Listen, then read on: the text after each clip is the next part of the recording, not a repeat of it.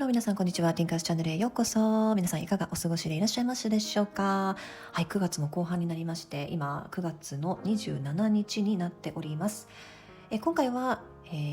ですね、予言なんですけれども、2023年9月7日に配信をしたジョセフ・ティテルさんの動画、出来事をサイキック予言、感染爆発、蚊の放出、放流、燃える男の真実、シンプソンズ911などなどの予言のまとめの回をさせていただきたいと思います。こちらの予言の、長くなるので第1弾にさせていただきたいと思います。なので今日は虫の部分ですね。虫の部分にフォーカスしてお送りしたいと思います。すでにブログの方で私の tinkerschannel.com の蚊というタイトルの、ブログの方でですね、読んでいただいた方はいらっしゃるかもしれないんですけれども、今回はですね、その内容を、動画にしてお送りさせていただきたいと思いますので、作業中のお供ですとか、皆さんお忙しいと思いますので、何かしながら聞いていただくということで、予言ですとか世の中の出来事に親しみを持っていただきたいなというふうに思っております。それでは始めていく前にティンカースチャンネルの番組の趣旨のご説明だけさせていただきたいと思います。ティンカースチャンネルでは皆さんに考えていただくきっかけとなる情報を提供しております。海外からの情報だったり、日本ではあまり報道されていないことだったり、スピリチュアルなことだったりをお届けして、皆さんがそれについて情報精査をしたり、考えていただくきっかけになればというふうに思っております。ですので、ティンカースチャンネルではこれが正しいんだというように皆さんに答えを提示しているわけではございませんので、何事も良き意味で疑っていただき、情報を精査していただく、自分なりに考えていただいて、それをですね、模索していただくということをしていただきたいです。で、この考えるプロセスこそ自分軸というものをしっかり持つことにつながっていくことだというふうに思っております。皆さんの考え、直感は宝物です。自分の直感を磨いてお互いに成長していこうということで始めた番組になっておりますので、よろしくお願いいたします。ティンカーチャンネルにチャンネル登録をいただいている皆さん、本当にありがとうございます。皆さんのサポート本当に感謝しております。まだまだ小さな番組でございますので、ぜひともよろしければチャンネル登録の方よろしくお願いいたします。で、もし動画見ていただいて、聞いていただいていいなって思っていただけましたら、グッドボタンでサポートの方もよろしくお願いいたします。で、私、ティンカーの方でTwitter、x.com の方でもアカウントを持っております。で、x.com、インスタグラム、あとはブログですね。で、この3つを主軸にやってるんですけども、インスタはあんまり上げてないんですけども、x.com はちょいちょい上げてたりするので、ぜひ注目していただきたいと思うんですけれども、このそれぞれのアカウントリンクは概要欄の方に貼っておきますので、ご興味があればぜひ見てみてください。それでは本題の方に入っていきたいと思います。今回私の動画のタイトルの方がジョセフ・ティテルの予言、虫の襲来の予言という形のタイトルを付けさせていただきました。で、虫でまとめていきたいと思うんですけれども、ジョセフ・ティテルさんのご本人の英語でお送りしている動画に関しては、私のこの動画の概要欄の方にリンクを貼っておきますので、もしご本人様の言っていることっていうのを直接聞きたいわ、見たいわっていう方はそちらからチェックしてみてください。まずはじめの題なんですけれども、エネルギーシフトに起こる精神への変化というものをお話しされておりました。8月30日の満月覚えてますでしょうか。綺麗なスーパーブルームーンが観測できたと思うんですけれども、この8月30日の満月の日から9月14日の新月までというのはエネルギーシフトというエネルギーの渦が渦巻く期間だったんです。で、このエネルギーシフトに関しては、過去のですね、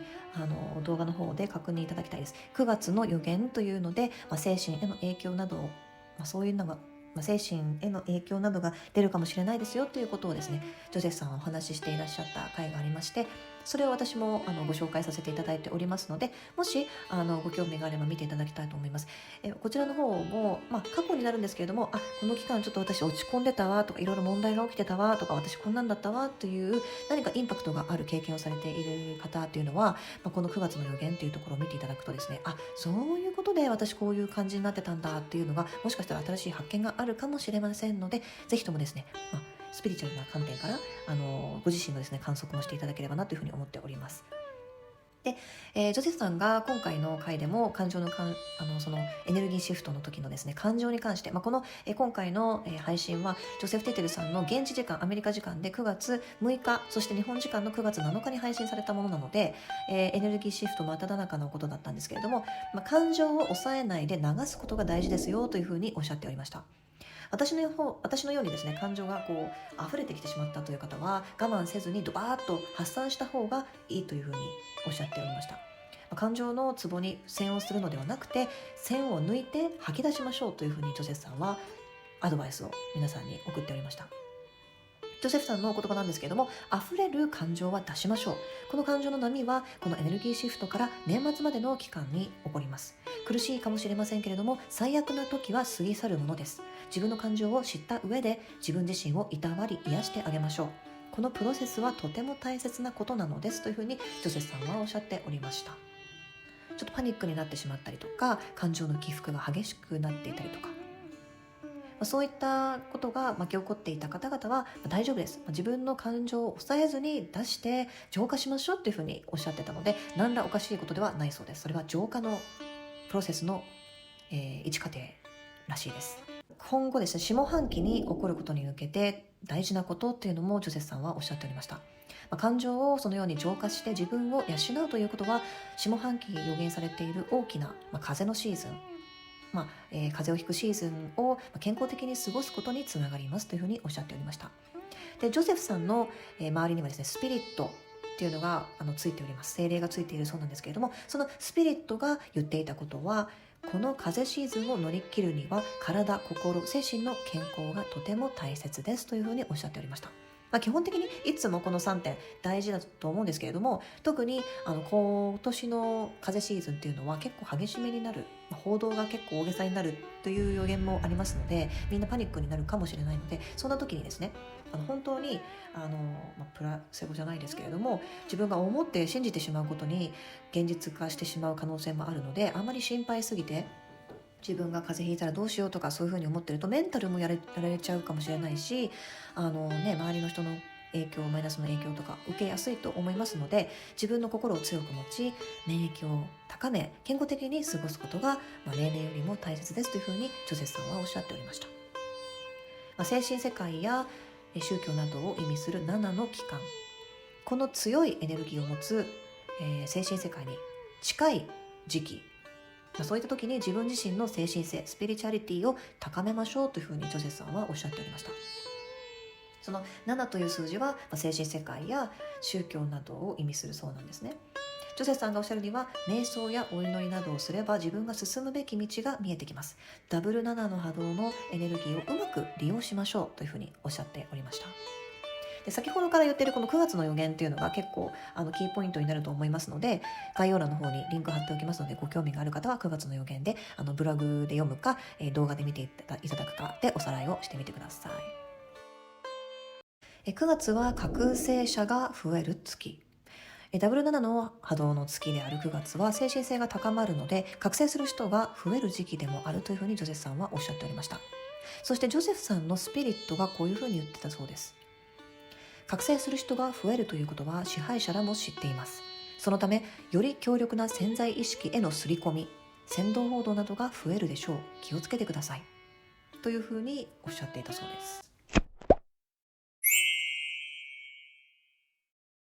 また、先住民の予言もジョセフさんは参考にしているというふうにおっしゃっておりました。で、ノーアイズという先住民の予言があるそうです。ノーアイズというあだ名で付けられているこの先住民の老婆の方なんですけれども、盲目らしくてノーアイズらしいです。で、その方が予言していたことがとても興味深いというふうにジョセフさんはおっしゃっておりました。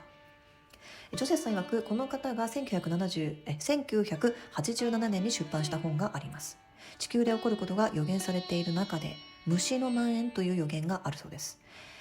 聖書には煙からイナゴの大量発生という記述があるそうなんですけれども、火事になれば虫は大量に逃げ出すでしょう。そして大量発生するという形になりますというふうにジョセフさんはおっしゃっておりました。そして動画内でジョセフさんが、ピックアップしていたニュースがあるんですけれども、氷とイナゴ、そして火が今年の夏に農家の最大のリスクとなるという記事が出ておりまして、これが英語で書いてある記事なんですけれども、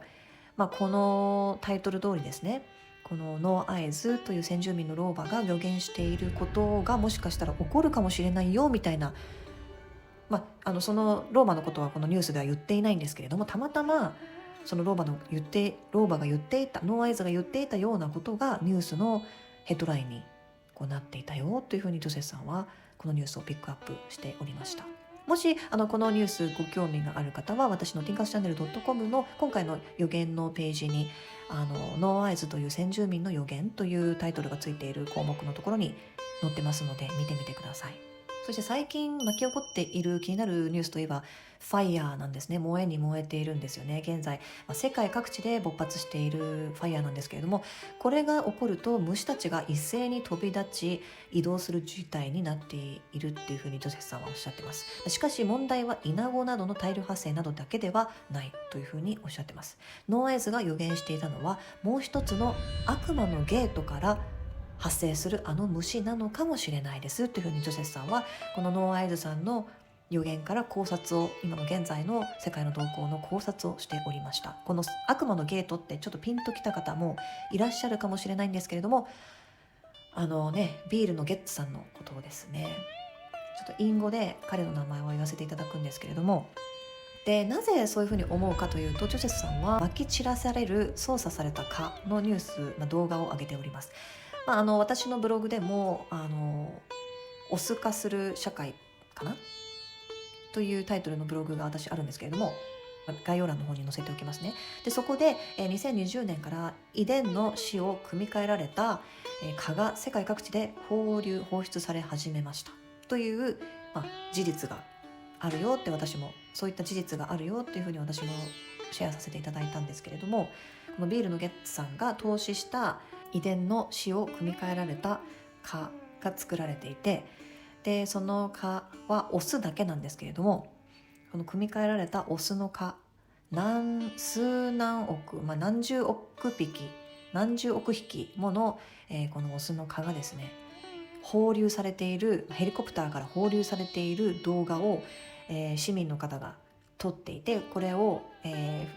YouTube で流している方がいたので、それをですね私もブログでシェアしてるんですけれども、本当にたくさんの蚊をリリースしてしまっているんですよね、フロリダに。でリリースされたのがフロリダキーエリアなんですよね。でこれがもう2020年なので3年前のことになります。実際にこの組み換えられた蚊が自然界の方に放出されました。でもう3年前にやってるので、今頃は何百倍何千倍に増えてる可能性もありますよね。虫なので結構増える速度も増える数も多いと思いますので、組み替えられているものなので、どういった動きを生態系の中でしていくっていうのはちょっとね前代未聞なのでわからないと思うんですけれども、実際にBBC とかでも各局ニュースとかでフロリダに組み換えられた蚊がリリースされましたというニュース記事があったので、私ブログの方に貼ってるんですけれども、ブログでぜひ気になる方は見てみてください。それでそこにとどまらずもしご興味があるのであれば、どんどんもっとご自身で調べてみてください。ジョセフさんはこのようにおっしゃっておりました。操作された蚊は誰が投資をして開発されたプロジェクトだか知ってますかというふうに皆さんに問いかけておりました。この技術で今後私たちの免疫などを操作することも話し合われていることを知ってますでしょうか。この情報を聞いたら自身でリサーチしてみてください。自ら情報精査をしなければなりませんというふうにジョセフさんもおっしゃっておりました。確かに情報を耳にしたり目にするときに自分で調べること、追求して気づきを得ることっていうのはティンカーも大事だというふうに思っております。まさに、ティンカースチャンネルが皆さんに掲げている、真髄でもあるんですけれども、私が書いた過去のブログで、その蚊について触れているので、ぜひチェックしてみてください。このタイトルがオス化社会、これは動画にはなっていないのでブログだけで読むことができます。で今回のティンカースチャンネル.comのブログ、そして、動画の方にですねそのブログのリンクを貼っておきますので、ご興味があれば読んでみてください。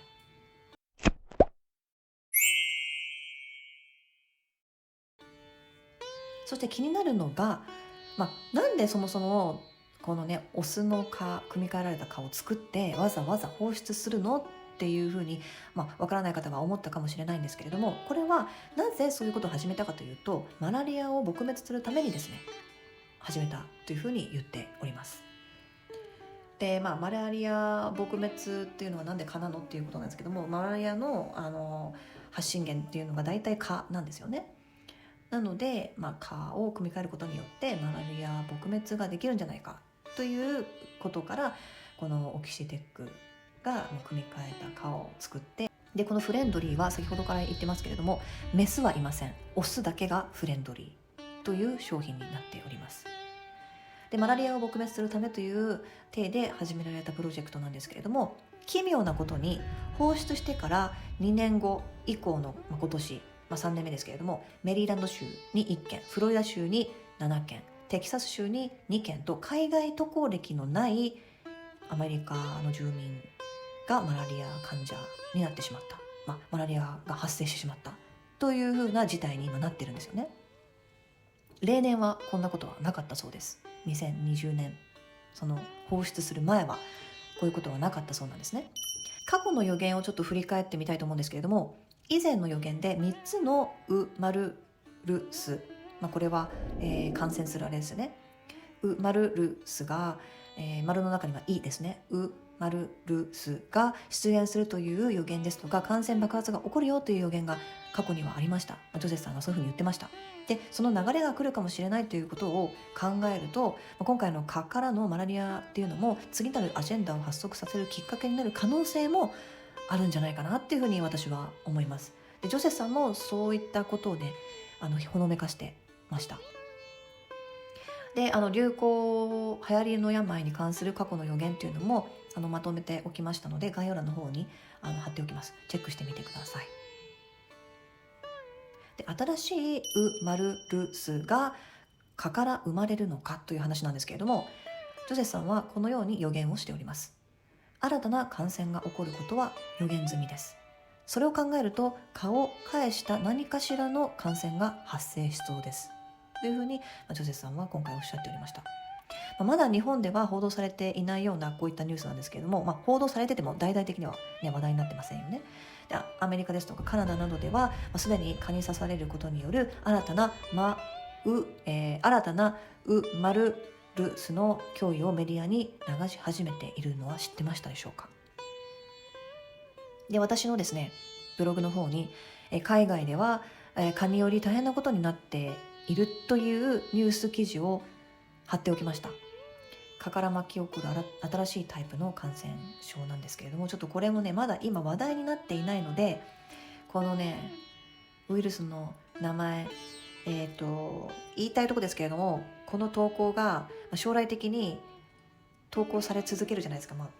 YouTube にずっとこうね配信されっぱなしじゃないですか。その時に検閲が厳しくなった時にこの名前を言ってる動画が引っかかって削除されるのが怖いので、ちょっと今も隠語で言いますけれども、ブログを見ていただければ分かります。これは ABCDE のアルファベット3個並びの名前です。ちょっとご自身で調べてみてください。ですけれども、次なる、針の新薬ビジネスへの先導かもしれませんよね。前のように恐怖にかき立てられて、恐怖に駆られて盲目になるのはやめた方がいいんじゃないかなというふうに私は思います。なので冷静に情報精査をして生きていかなければならないんじゃないかなというふうに思っております。ウマルルスについてなんですけれども、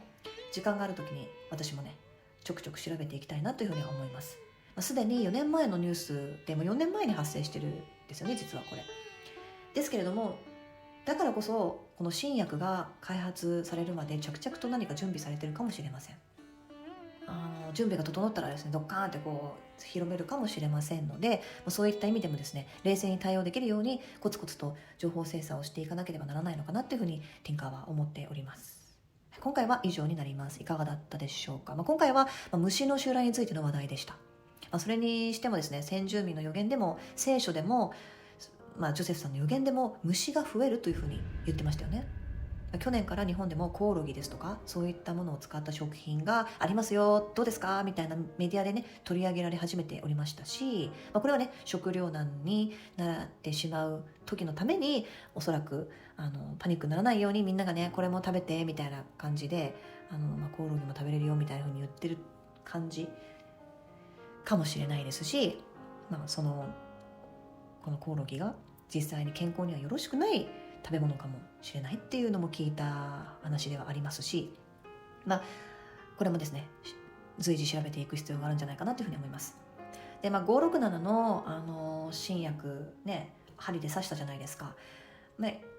実はとあるこの針のね新薬はガに寄生するバキュロウマルルスを使っているなんとかかんとか製薬ですとか、お米の国のノバのスターバックス社これも隠語で言いますけれどもが、存在、そういったね虫を使った新薬っていうのもすでに今回の567の一件でありましたので、虫に注目と言っても過言ではないんじゃないかなっていうふうに私は思っております。はい、今回の動画いかがだったでしょうか。考えさせられたな、どうなっちゃうんだろうっていろいろ本当に、ね、インスピレーションになったなっていう方はぜひともですねグッドボタンで応援の方よろしくお願いいたします。で、今回のお話第2弾第3弾で続きますので、もし見ていきたいなっていう方は、チャンネル登録の方をしておいていただければと思います。そして、チャンネル登録した方でですね、どうしてもちょっと私配信がですね定期的ではないのでランダムにやってます。なのでちょっと配信見逃しちゃいそうだなっていう方はベルボタンを押していただければ、配信されましたよの通知がいくようになりますので、ぜひともですねベルボタンも押しといていただければというふうに思っております。はい。で、x.com ですとかインスタグラムもやってますのでぜひともチェックしてみてください。で、過去の予言もですね本当にたまりにたまってまだ実現していないものがたくさんありますので、本当に過去もですね大事な予言になっておりますので見てみてください。で、予言は当たるか当たらないかだけではなくて、今後の世界どういうふうに動いていくのか、どういう流れになっているのかという流れを察知する、洞察するための材料にもなると思いますので、情報精査の一環としてですね使っていただければなというふうに思っております。はい、長くなりましたが以上になります。聞いていただきまして見ていただきましてありがとうございました。 Thank you very much for watching. Thank you very much for listening. Thinkers チャンネルでした。それでは次回の放送までお待ちください。See you next time. Bye bye. Much love.